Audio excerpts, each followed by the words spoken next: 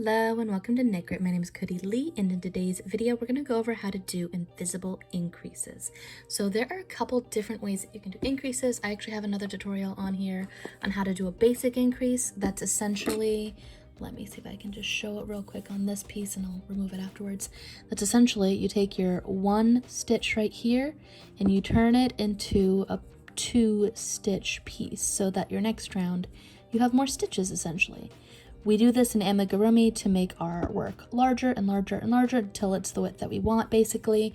But there are different methods. As you can see with this increase, there is a big hole in there, even going through both of the loops.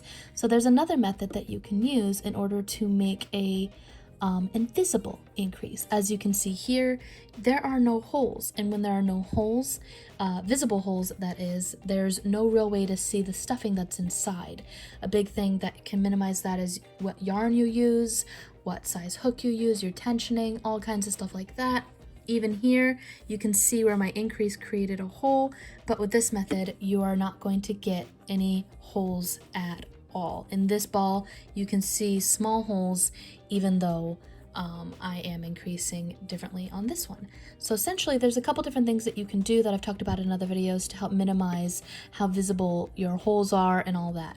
Tensioning, again, is number one.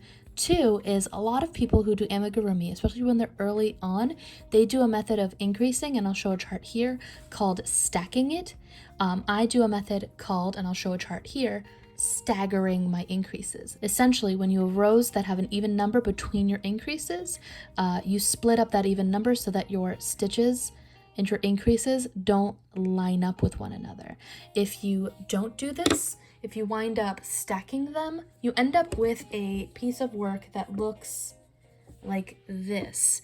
This has a hexagonal appearance to it, and so I'm going to be doing the staggering and not the stacking method. I have other videos in my Amigurumi 101 playlist that talk about this. I would recommend watching all of them, but that's just me. If you want to have just different ideas on ways that you can help improve your Amigurumi and apply whatever works for you and your Amigurumi.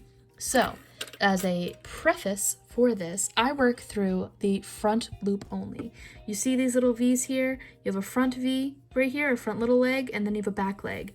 So when I say work through the front loop only, you're going to go through only the top loop right there. If I'm saying to go through both loops, you go through both loops. This will be important later. Another thing is going through back loop only.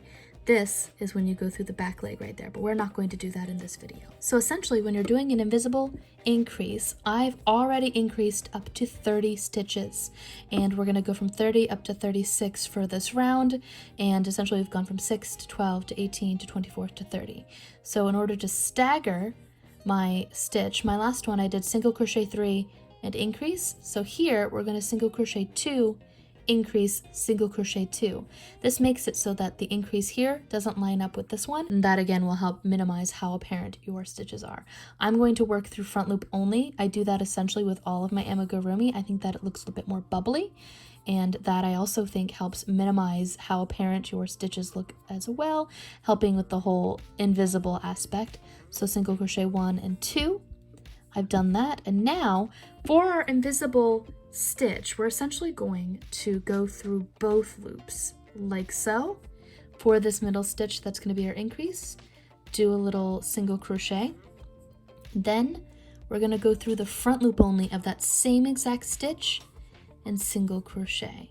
So now we've created 2, but because I went through both loops, it minimizes the hole that you can see behind it because that back loop is hovering behind it, which makes it so that the hole is not visible from the front essentially. I hope that makes sense. So let's go ahead and single crochet the final 2 of this repetition. So 1, 2, and I'll show you another repetition of that.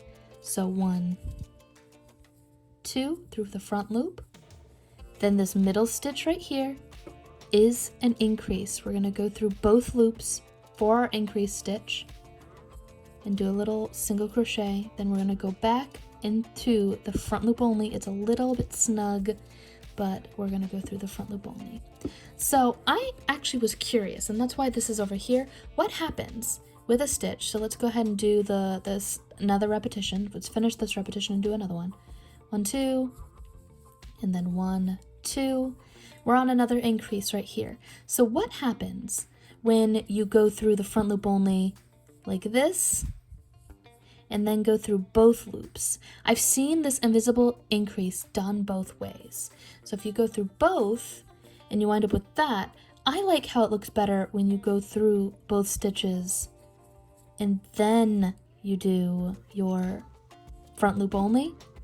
But with this, if you end up going through the front loop only and then going through both stitches, you wind up with a piece of work that looks a bit more like this. And a lot of invisible increases do that. I find that this method looks better. The through front loop only and then through both stitches looks better when you are working through both loops only originally. But with my amigurumi, I've talked about this in other videos, I go through the front loop only because I find that it looks bubblier. So for me, an invisible increase essentially is when you go through both loops, and I find that this looks better, and then go through the front loop.